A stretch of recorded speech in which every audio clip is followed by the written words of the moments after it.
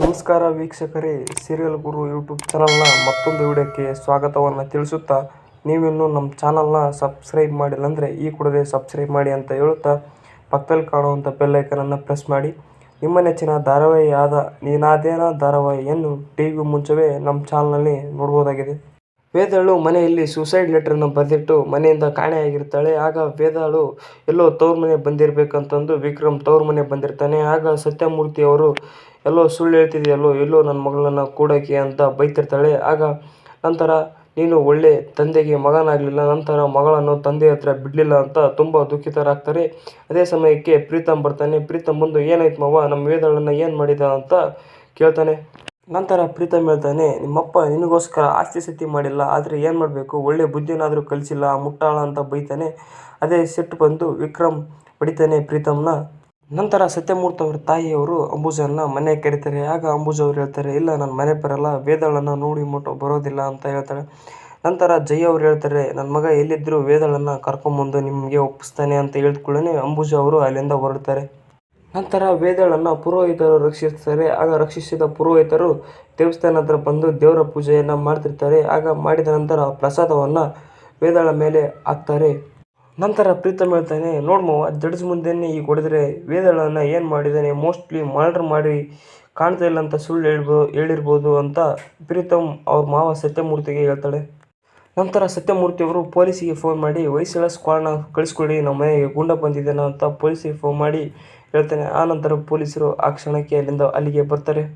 ನಂತರ ಪುರೋಹಿತರು ವೇದಾಳ ಕೈಯನ್ನು ನೋಡಿ ನಾರಿ ಮಿಡಿತ ದುರ್ಬಲವಾಗಿದೆ, ಬದುಕೋದು ಕಷ್ಟ ಅಂತ ಹೇಳಿ ನಂತರ ಅವರು ಪಾಲಕರಿಗೆ ಗಂಧದ ಧೂಪವನ್ನು ಮಾಡಬೇಕಂತಂದು ಹೇಳ್ತಾರೆ. ಆ ನಂತರ ಅವರು ಮಾಡಿದ ಕೂಡಲೇ ಅದನ್ನು ವೇದಾಳ ಮೇಲೆ ಪ್ರಯೋಗಿಸ್ತಾಳೆ.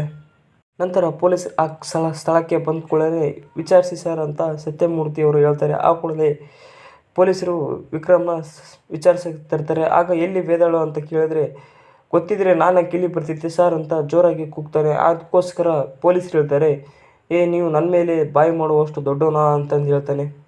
ನಂತರ ವಿಕ್ರಮ್ ಹೇಳ್ತಾನೆ, ನಾನು ಸತ್ಯ ಹೇಳ್ತೀನಿ ಅಂತಂದು ಹೇಳ್ತಾನೆ. ಅದಕ್ಕೋಸ್ಕರ ಸತ್ಯಮೂರ್ತಿ ಹತ್ರ ಬಂದು ಸತ್ಯವನ್ನು ಹೇಳುತ್ತೇನೆ, ಸತ್ಯವನ್ನು ಬಿಟ್ಟು ಬೇರೆ ಏನೂ ಹೇಳುವುದಿಲ್ಲ ಎಂದ್ಕೊಳ್ಳೇ ಪೊಲೀಸರಿಗೆ ಸಿಟ್ಟು ಬಂದು ವಿಕ್ರಮ್ ಮೇಲೆ ಕೈ ಮಾಡಲು ಹೋಗ್ತಾರೆ. ಅದೇ ಸಮಯಕ್ಕೆ ಬಂದು ರಕ್ಷಿಸ್ತಾರೆ.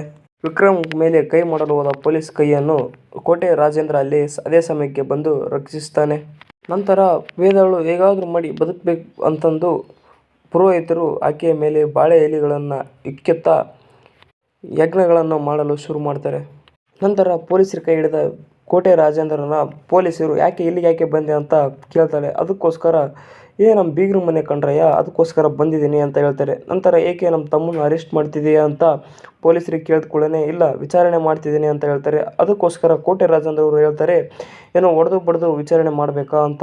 ನಂತರ ಕೋಟೆ ರಾಜೇಂದ್ರ ಅವರು ಯಾವ ಬಗ್ಗೆ ವಿಚಾರಣೆ ಮಾಡ್ತಿದ್ದೀರಾ ಅಂತ ಕೇಳಿದ್ಕೊಳ್ಳೇ ಪೊಲೀಸರು ಉತ್ತರಿಸ್ತಾರೆ, ಇಲ್ಲ ಹೆಂಡ್ತಿನ ಮರ್ಡರ್ ಮಾಡಿದ್ದಾನೆ, ಅದಕ್ಕೋಸ್ಕರ ವಿಚಾರಣೆ ಮಾಡ್ತಿದ್ದೀನಿ ಅಂತ ಹೇಳ್ತಾರೆ. ಅದಕ್ಕೋಸ್ಕರ ಕೋಟೆ ರಾಜೇಂದ್ರ ಅವರು ಹೇಳ್ತಾರೆ, ಹಣಕ್ಕೋಸ್ಕರ ಅಥವಾ ಹಣ ಇರೋರ ಬಗ್ಗೆ ನೀವು ಕೇಳ್ತೀರಾ, ಯಾರು ಬೇಕಾದರೂ ಕಂಪ್ಲೇಂಟ್ ಕೊಟ್ಟರೆ ನೀವು ವಿಚಾರಣೆ ಮಾಡ್ತೀರಾ ಅಂತ ಪೊಲೀಸರಿಗೆ ಟಾಂಗ್ ಹೊಡಿತಾರೆ.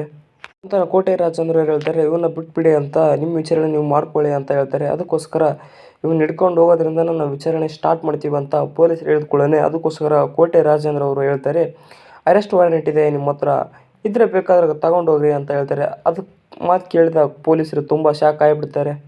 ನಂತರ ವೇದಾಳು ಜ್ಯೋತಿಷರು ಎಷ್ಟೇ ಪ್ರಯತ್ನ ಮಾಡಿದರೂ ಎಚ್ಚರಗೊಳ್ಳಲ್ಲ. ನಂತರ ತುಳಸಿ ಮತ್ತು ನೀರನ್ನು ವೇದಾಳ ಮೈ ಮೇಲೆ ಹಾಕುತ್ತಾ ಬರ್ತಾರೆ. ಆ ನಂತರ ವೇದಾಳು ಎಚ್ಚರಗೊಳ್ತಾಳೆ ಎಂಬುದನ್ನು ಮುಂದಿನ ಸಂಚಿಕೆಯಲ್ಲಿ ನೋಡೋಣ.